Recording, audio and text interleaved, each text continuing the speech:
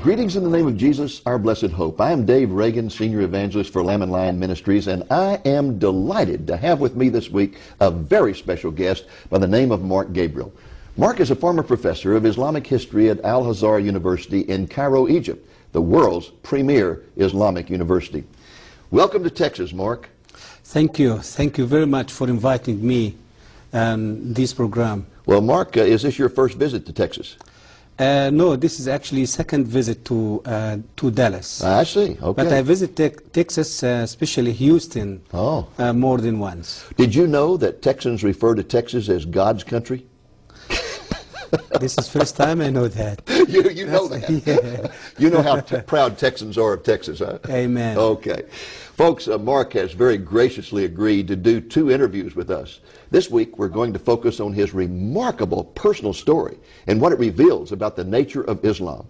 Next week, the Lord willing, we will discuss with Mark the nature of the Quran and the contrast between Muhammad and Jesus.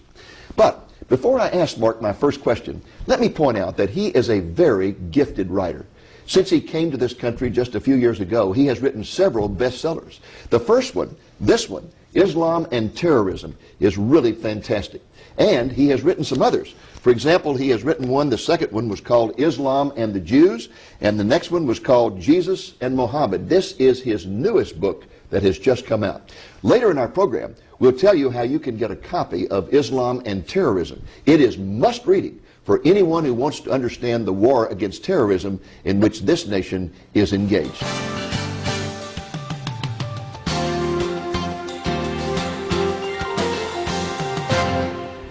Mark, let's begin by talking about your upbringing in Egypt. Were you born and raised in Cairo? No, actually I was born in south part of Egypt, and my family was moved to Cairo when I was almost 14 years old. Oh, when you were 14? Yes. Okay. Were your parents strict Muslims? They are. Very devout. Not the secular type of Muslim that we often encounter in this country. No. In fact, you had an uncle who was an Imam, wasn't he? He's a clerk, yeah, Muslim clerk, and Imam also. Wasn't he the one who first began to inspire you to memorize the Quran? Yes, he took me when I was 5 years old, and he started helping me memorizing the Quran. And is it true that by the time you were 12 years old, that you had the Quran memorized? Absolutely. I spent almost 7 years exactly to finish memorizing the entire book.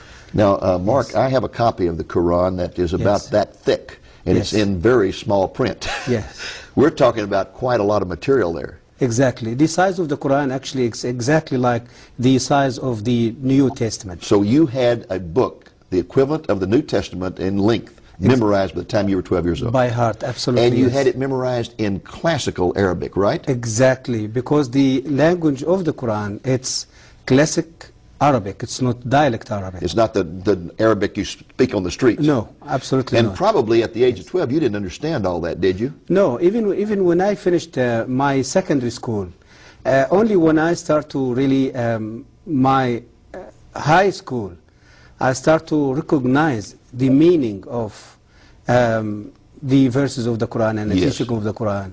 But it was a development, you see, from the time I finished the Quran when I was 12 years old, till I finished my bachelor degree.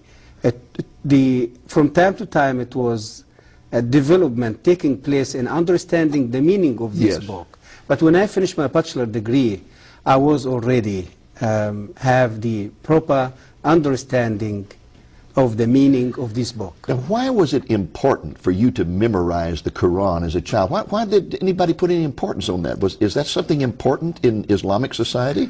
This is actually, it came as culture. Mainly, it's Islamic culture. And it wasn't just from the past 10 years or 50 years. It's from the very early time, the first century of Islam. Muslims start to take care of giving the Quran from generation to generation. I see. By memorizing the book by heart. Okay. Yes. Now, were you ever exposed to any Christians while you were growing up, either missionaries or Coptic Christians, the basic Christianity of Egypt? Absolutely. I saw Christians living in my neighborhood, living in my country, Egypt, as minority. But the things that Christianity in Egypt didn't have really the power to influence Muslims, and this is the reason why I wasn't influenced by this type of Christianity during all my life, because the Christianity in Egypt is so tradition. Yes. More than 90% of Egyptian Christians, they are tradition. A very liturgical type exactly. of it, yes. But there is one incident happened when I was a little child with a Christian priest from that church. What happened at that time really was left a huge influence over my spiritual life. Tell us about it.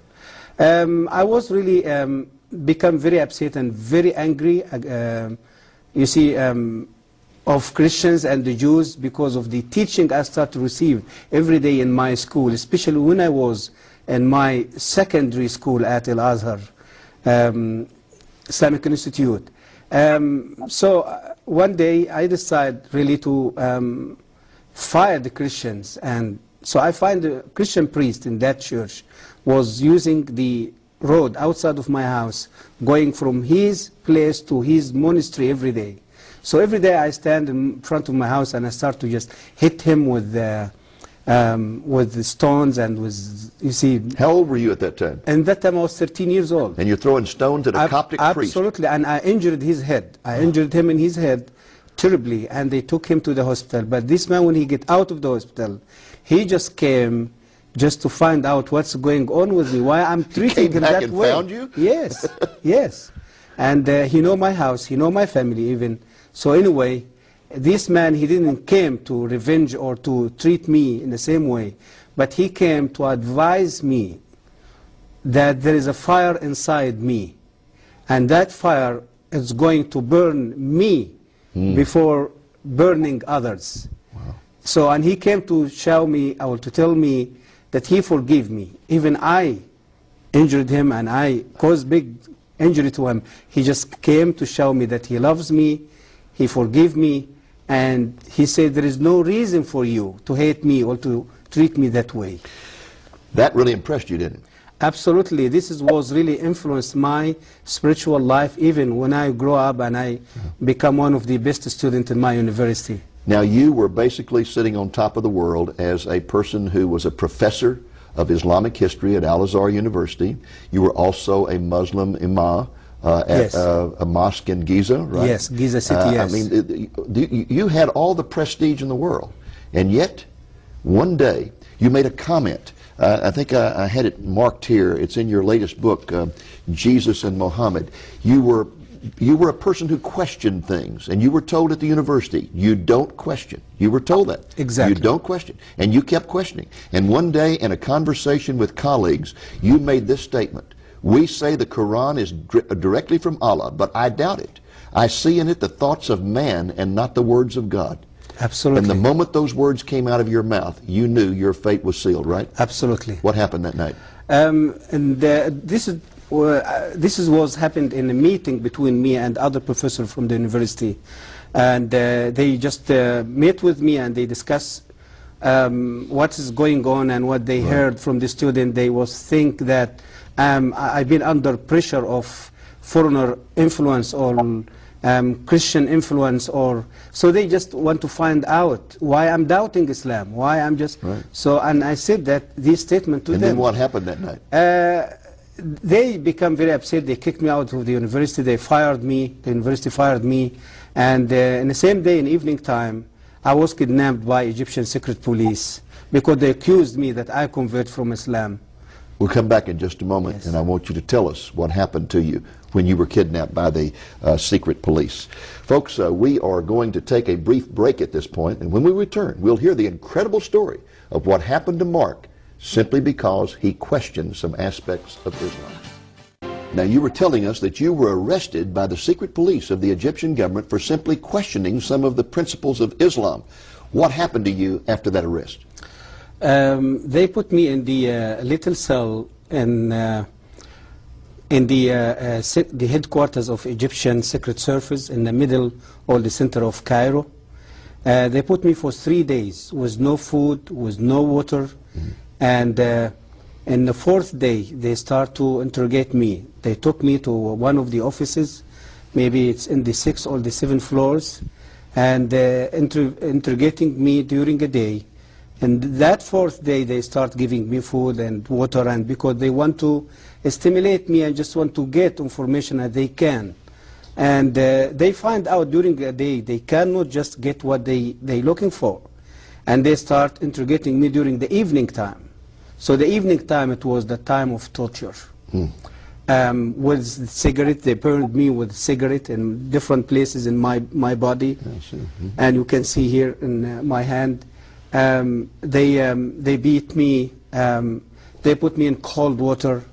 They put me in a little in a tank full, you see, filled with water, and they put hungry rats inside that tank, and they put me inside the tank. So you had rats for the whole night. All night? Whole night, and the rats just swimming over the water, you see, around my head.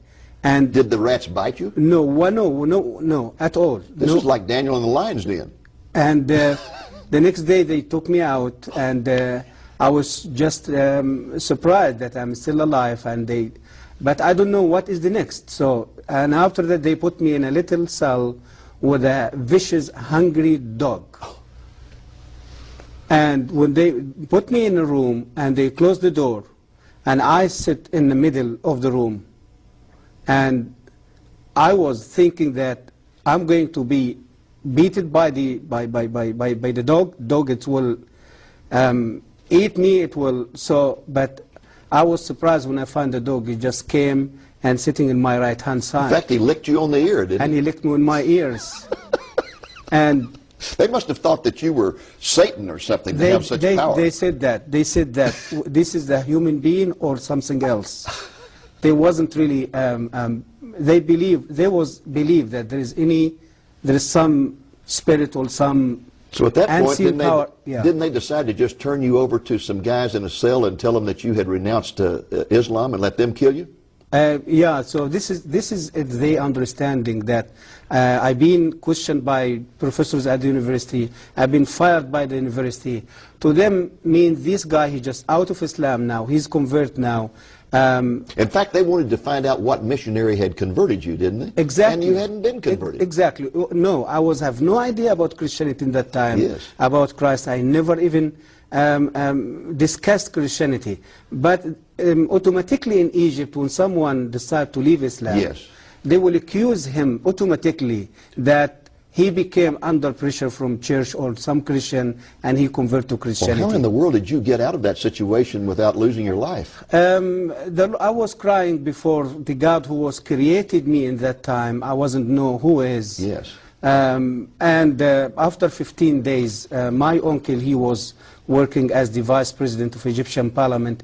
He was visiting Russia at that time. When he came back and he heard about my kidnapping, and so he came with permission from the government, and he came with his car, and he took me out of the prison. So you got out of prison due to the political influence of a relative who had been out of the country. Absolutely. And then when you went home, I understand your father tried to kill you. My father, he tried to kill me later, after 1 year searching for God, find out who is God, you see, till I received a Bible from a Christian pharmacy.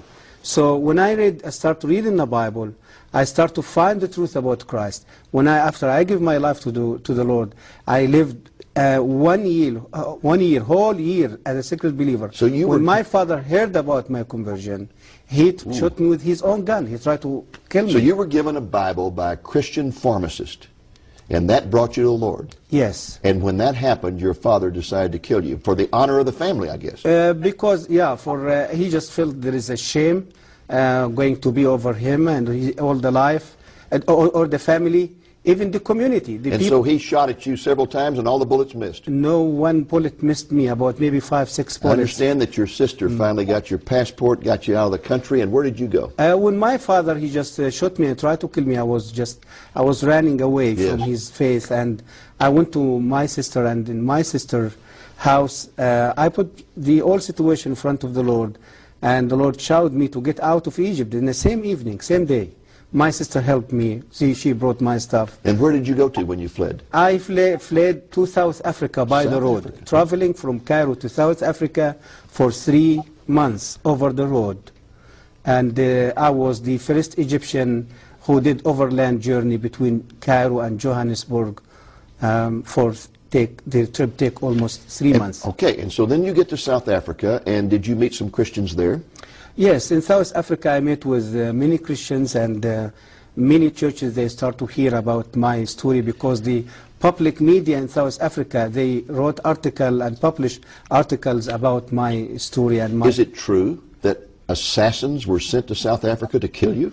Absolutely. In South Africa, especially after I wrote my first book in South Africa, and my activity became very well known, and Muslim community, they felt they threatened by my activity there, and by this book was released there in Johannesburg in 1996, and they tried to end my life there few times. This religion of peace, just because you question Islam, this religion of peace kidnaps you, tortures you, tries to kill you, and even sends assassins to kill you in South Africa. Yeah. That's some religion of peace, isn't it? Yeah, this is how the world really been deceived by the media, by the world media, the secular media, by Islam. It's not religion of peace. Well, Mark, we're going to pause again here, folks, and we'll be back with you in just a moment. Okay, folks, let's just take a moment to summarize. Mark was a professor of Islamic history at Al-Azhar University in Cairo, and he was also serving as a Muslim imam, the equivalent of a pastor of a mosque, when he would openly question some things about Islam. He was immediately arrested, he was tortured for several weeks, and when he was finally released and went home, his own father tried to kill him. You were finally able to escape to South Africa, Mark. Yes. And tell us, when you arrived in South Africa, you said you met some Christian friends. In fact, I think you lived with a Christian family for a while. Yes. But let's just back up for a moment, because I know you became a Christian before you left Egypt. Egypt, yes. What appealed to you about Christianity? Before I met with Christ, I lived for 34 years under Islam, believing in Islam, serving Islam, learning about Islam, teaching about Islam. And I lived another year without faith after I find myself I'm already out of Islam. So I lived for 35 years searching for peace, searching for the true God who is going to show me that He loves me more than anything in this world. Through the Quran, through the teaching of the Prophet of Islam, I was never experienced something like that. So when I get the Bible and from the doctor pharmacy, before I get the Bible, I lived for a whole year searching for God, asking myself who God can be. I had terrible headache. Every day go to the doctor pharmacy to get headache tablets. So, and finally she gave me the Bible and she gave me the headache tablets. I took the Bible in one hand and headache tablets in another hand. When I started reading the Bible, I met with the Lord Jesus Christ face to face through the Sermon of the Mount in Matthew chapter 5, telling me about love. Love your enemy. Not kill your enemy. Not kill your enemy. So the word of the Bible, the word of Jesus Christ, and that evening came to me is just like a beautiful rain. And so you began to find the peace that had eluded you all those years. Exactly. For peace, forgiveness. I felt for the first time that my sins has been forgiven. Hallelujah. And I being justified already by the blood of Jesus. I was lived for 35 years with guilt. The guilt of my sin, the guilt of living as a lost person. I don't know who going to forgive my sin. I don't know who going to rescue me from the punishment of Allah. I don't have no assurance that I can be in the right place, you see, Actually, to live the eternity. In Islam, you never really know for sure whether you're saved or not. Muhammad didn't know whether he was saved or not. Absolutely not. Isn't that something? Yes, this is true. Now, very quickly, we only have about 2 minutes in this segment.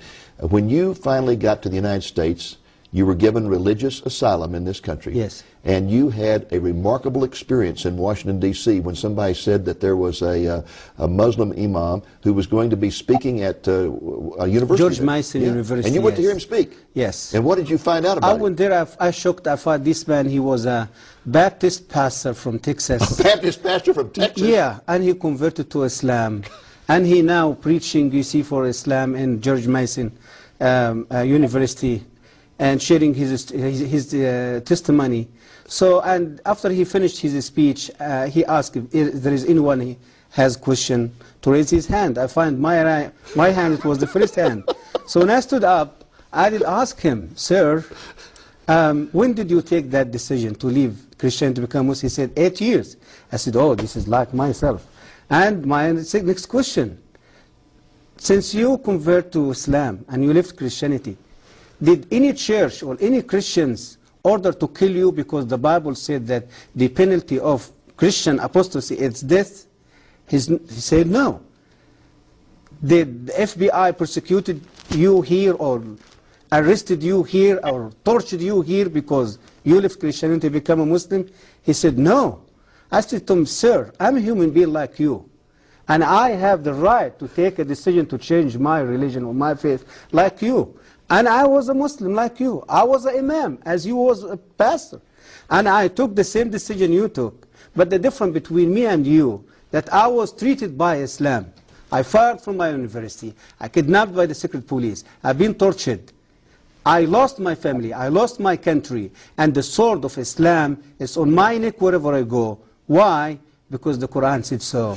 That the penalty of a Muslim apostasy, it's death. That is an incredible story. And in fact, folks, there's something about this particular story that he did not mention, and that is that when the man stopped speaking and asked for questions, he was the first to raise his hand, stood up, and first of all identified himself as a former professor of Islamic history at the university. And the Imam was so impressed by that he said, oh, honored professor, please come up here and take over the podium. And the next thing he knew, he was on the stage at the podium in charge of the whole meeting. Absolutely. And asking him questions. Yes. Isn't it amazing how the Lord works? He was shocked, exactly. And showed immediately that the difference between Christianity and Islam, that he leaves Islam and everyone tries to kill him and kicks him out of his family. He leaves Christianity and none of that happens to him. And yet Islam's supposed to be the religion of peace. He's still enjoying his life in America, because of the freedom brought to this country through the Christian and the biblical principle. Yes.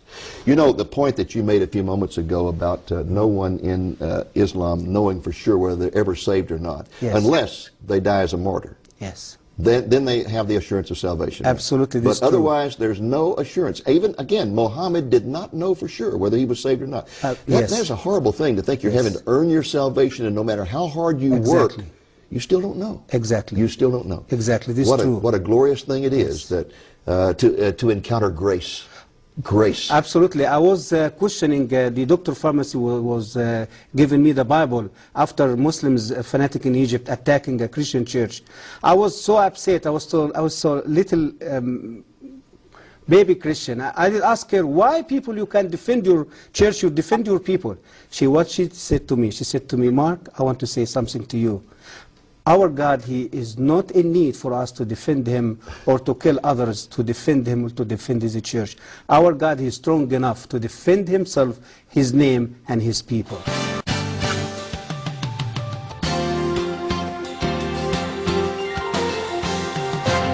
Folks, last week we discussed Mark's upbringing in Egypt as a Muslim.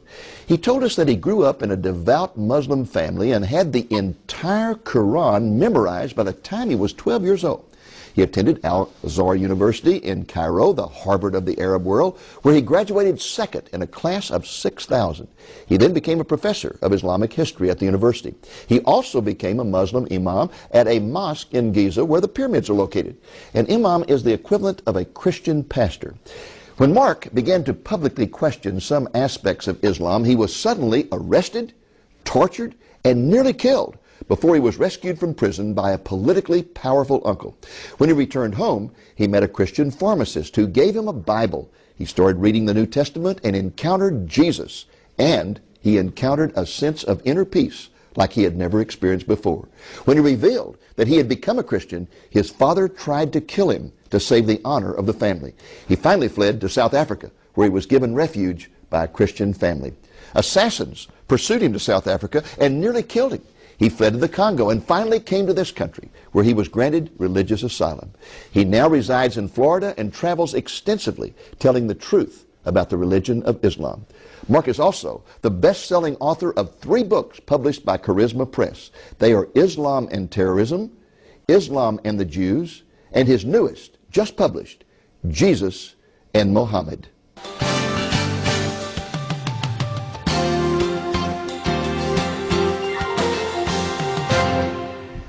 Mark, most of our viewers have never read the Quran, and they don't know really how different it is from the Bible. So fill us in. Give us a comparison here between the Bible and the Quran. Yes, the Quran, as Muslims believe, consider the holy book of Islam. The size of the Quran, it's exactly like the size of the books of the New Testament.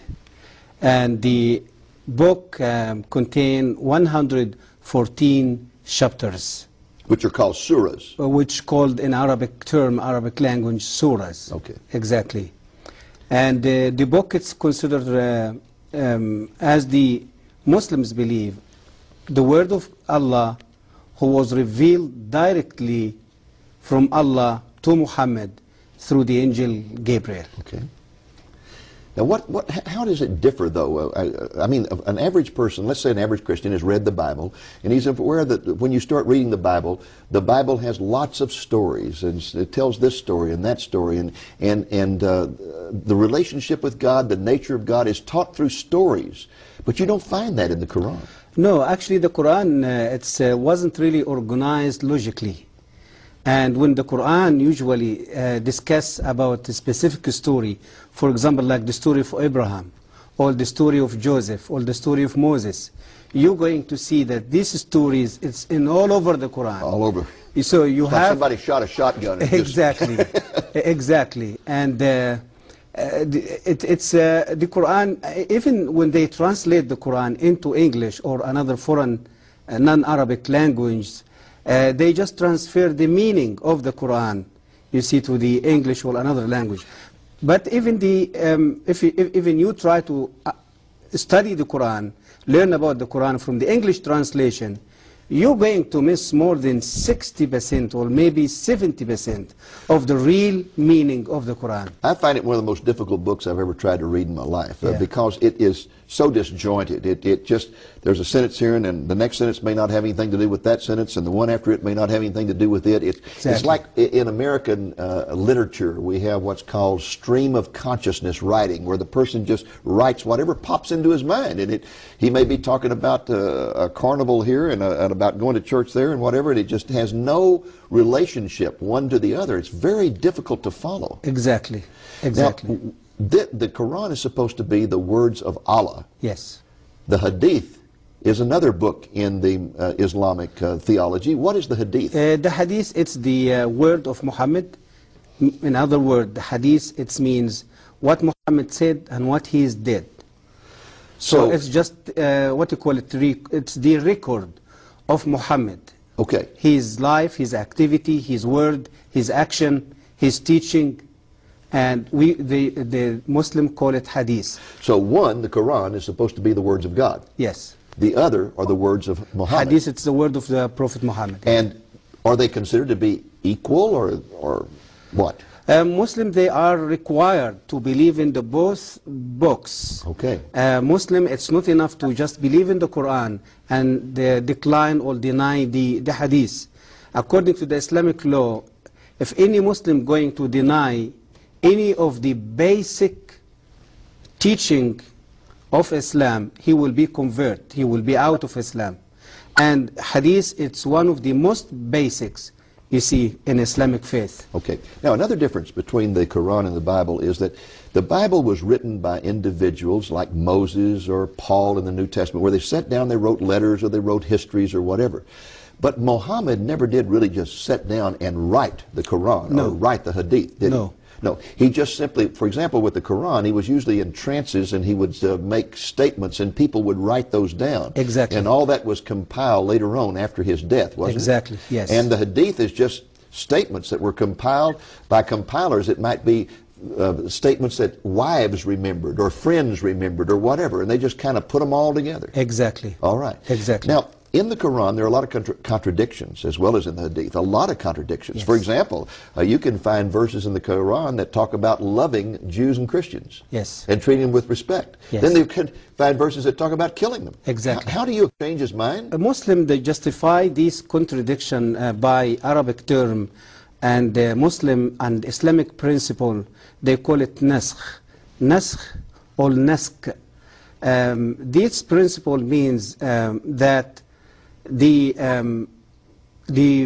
future verse going to come, it's going to decline or cancel the what you call it, the previous verse. Okay, so a later verse, yes, would cancel out an earlier verse. Exactly. This that is, might contradict with it. They call it naskh. If you ask them, but why Allah do that? They will say He do that for the benefit of Muslims and for the benefit of the human being. For example, I remember you giving an example about alcohol. Yes. Give us that example. Exactly. Like, for example, when Muhammad started to preach about his religion, the people in Arabia at that time, they was alcoholic addicts. They loves alcohol. They cannot live without alcohol.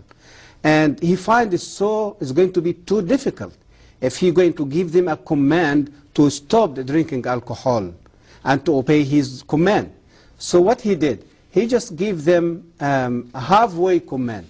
He said to them, no problem, keep drinking alcohol, but when you're going to come to pray to the mosque, you have to stop drinking alcohol till you finish your prayer, and after you finish the prayer, you can go back and drink alcohol again. So after a while, he came back to them and he said, no, this doesn't work. No alcohol going to be allowed anymore. And another verse came and cancelled the previous verse. And Muslims, they become very upset, very angry. But how come? We can't do that.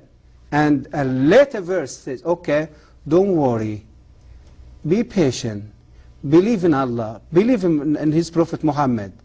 Believe in His Quranic word. And if you're going to have the ability and you're going to stop drinking alcohol in your life, Allah, He is not going to forget that. He will reward you with a river of alcohol in the paradise the day when He's going to send you to the paradise. So we go from just drinking alcohol occasionally to not drinking it during prayers to not drinking it at all to you're going to have a river of alcohol in heaven. Exactly. This is the development of the contradiction, you see, of the teaching of the Quran. And you find the same in the attitude toward Jews and Christians. Absolutely. At the beginning, it was one of respect and honor, and then when they did not accept His revelation, He turned against them and began to argue, you must kill them. Absolutely. Firstly, it was a development also was taking place in this subject, in His relationship with the Jews and Christians. Firstly, He started to adore Christians and Jews, saying a wonderful thing, people of God, the people who carry His word, the people who protect His word. And later, He said, yes, you are these people. But listen, I am the final prophet, came with a final testament. You have to believe in me. Means He started to debate them and reaching out them. So they refused. They asked Him sign. The Quran says so.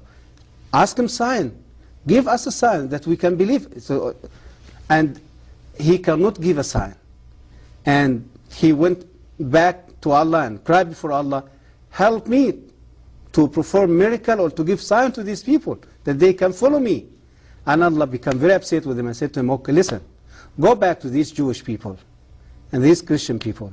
Tell them Allah gives you plenty miracles in the Old Testament, and always you rebels and against Him. No more miracles. It is only one way, to submit to Islam, to accept Islam, or to pay the tax. And if you refuse to do so, you will be killed. So it was development also taking place in this you see in this contradiction of the teaching of the Quran toward the Christian and the Jews. Folks, we're going to take a brief break at this point, and when we return, we're going to ask Mark to tell us how Jesus is portrayed in the Quran.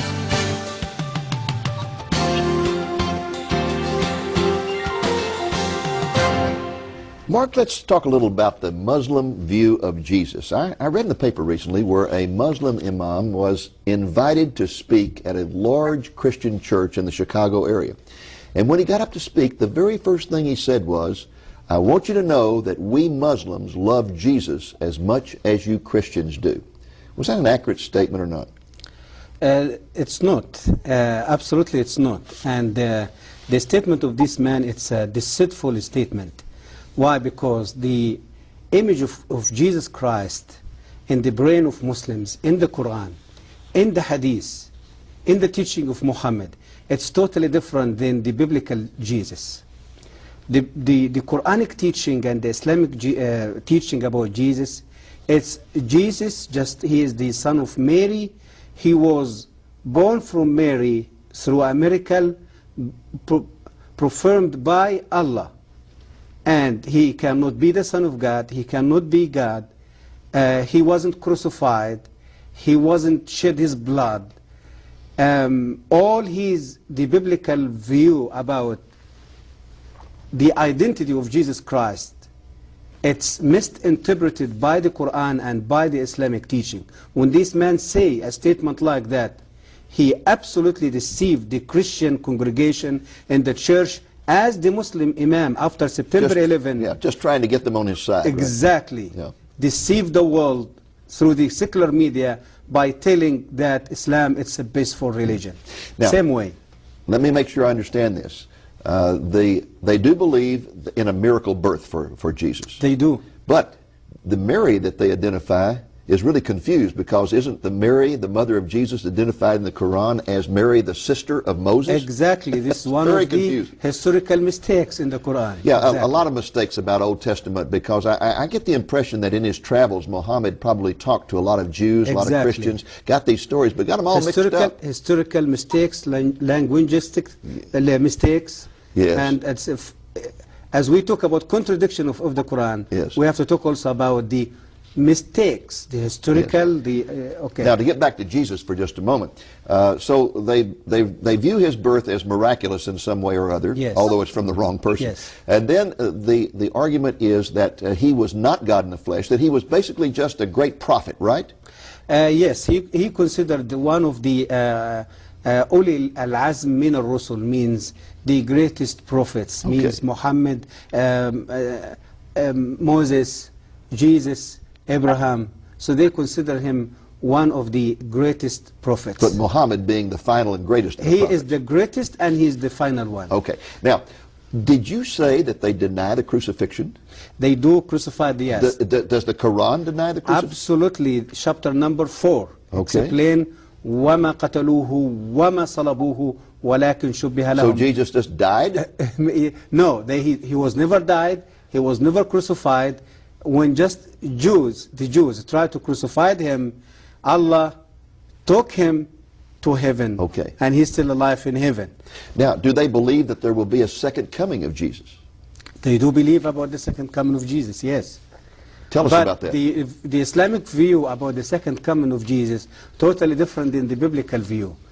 All what Islam talking about his second coming, he's going to do some things. One of these things, he's going to come and to kill all pigs around the world. Kill all pigs? All the pigs.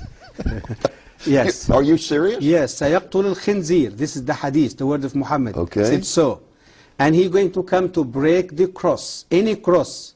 Wood cross. Break all crosses. All the crosses around the world. Okay. And he's going to stop the jizya, means stop collecting tax from Christians. Okay. So that they can still... and he's going to bring justice to the world. Okay. This is the only good point. He just picked it up from the Bible. Yes. But this is they view and they believe about his second coming. It's unbelievable. Mark, your newest book is this one here called Jesus and Muhammad. This has just come out. The subtitle, Profound Differences and Surprising Similarities. Similarities. Let's start with those. There's some similarities between Jesus and Muhammad? There is some similarities, and it's funny similarities. You see, you will amaze when you hear about it. It's not similarities in the goodness of God. No, it's just a normal similarities like the way he grew up, the way he was acting when he was a little child. Like, for example, Islam speaks as Jesus, as the Bible told us about prophecy, prophesied about the coming Messiah. The Islamic side, they say there is prophecy, prophesied about the coming final prophet. Okay. When Jesus, he was a little boy and just go to the temple every time. Yes, Simeon prophesied. Exactly, yes. Exactly. Simeon prophesied over him. There is another Arabian guy, his name Waraka bin Nawfal. It was the cousin of his first wife. Yes. They said he prophesied about his coming. Okay. About Jesus going to the temple and debating the Jewish leaders, religious leaders. Muhammad, he go to the center of the religious center of Mecca, called Al-Kaaba at that time, debating with religious people. Or you see the so there is some similarities like that. Jesus chose 12 disciples to spread his message. Muhammad chose 12, we can say, friends, or 12 leaders to lead his army and his military in exporting Islam out of Arabia. So you're really talking about some similarities that are not really all that significant. Exactly. But the contrasts are something else. And to get into those contrasts, tell us a story of the Muslim woman that you met in South Africa. Very deeply. Jesus Christ came to bring hope, to bring forgiveness, to bring peace and love. Muhammad came to bring revenge, hatred, lust, killing, bloodshed. It's a very obvious. Like, for example, Jesus Christ, as the Bible telling us in John chapter 8 about the woman who was committed adultery and brought to Jesus by the Jewish people. Jewish people, they knew at that time that this woman, according to the law of Moses, she will be stoned. But they came to test this great preacher and teacher in Jerusalem. What are you going to say about that? And you know the story. He confronted them. He asked them, if any one of you live with no sin, just come and stone her. Because they knew the fact about themselves that they are sinners. They left the woman in front of him and they just walked away. Jesus came to the woman and asked her, there is any one of these people judge you? She said, no. He said to her, even me, go back and sin no more. In other words, Jesus, by what he did and said to this woman, he fulfilled his word that the Son of Man came not to kill or to destroy, but to give life. That he is the way, he is the truth, he is the life. He came to bring life. What happened when a woman in adultery was brought to Muhammad? The history repeated itself in an amazing way when 600 years later Muhammad received Muslim woman adultery. Muslim woman was commit adultery, and the reason that Muslim brought her to him because the Islamic judgment of adultery wasn't established yet in Islamic law.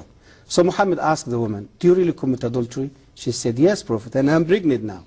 And he asked her, fine, go back home, wait till you deliver your baby, and wait with your baby, nursing him or her, and for 2 years, and then bring your baby and come back to me. She did. She delivered the baby. She nursed the baby for 2 years.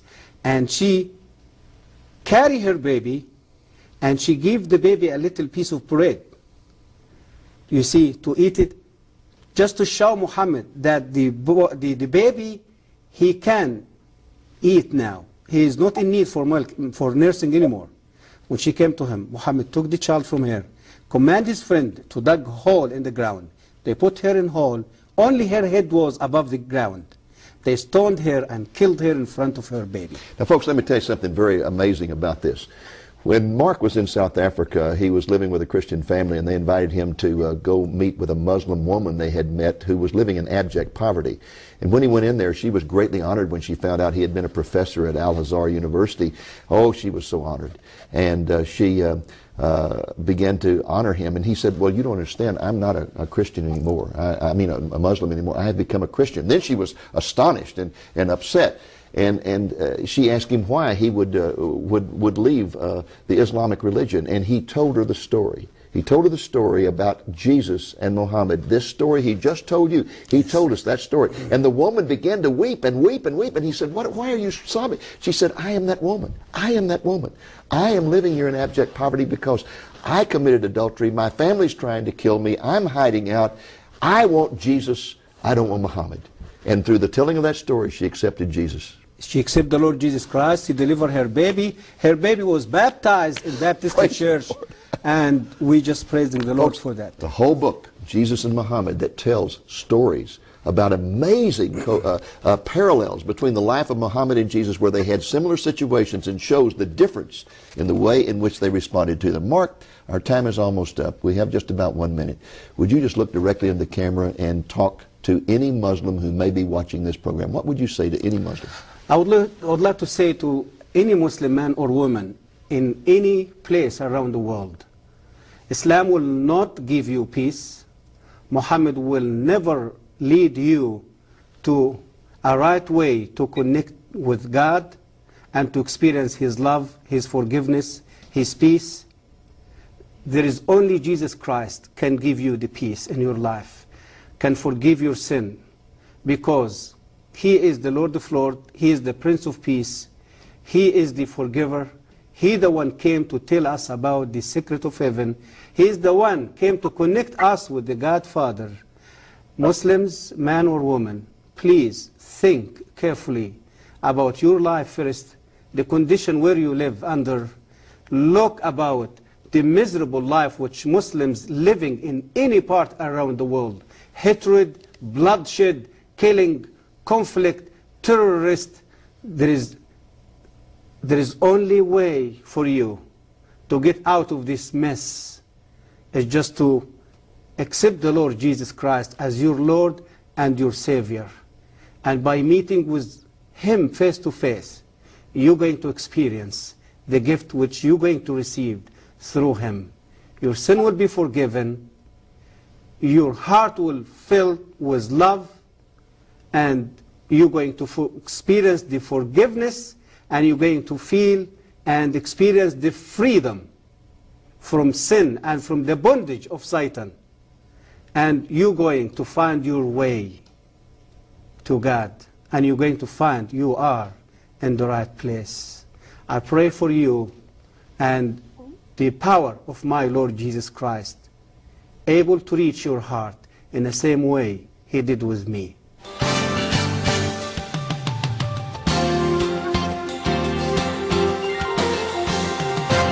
I want to thank you for tuning in this week. I hope the program has been a blessing to you, and I hope you'll be back with us next week. Until then, this is Dave Reagan speaking for Lamb and Lion Ministries, saying, look up, be watchful, for our redemption is drawing near.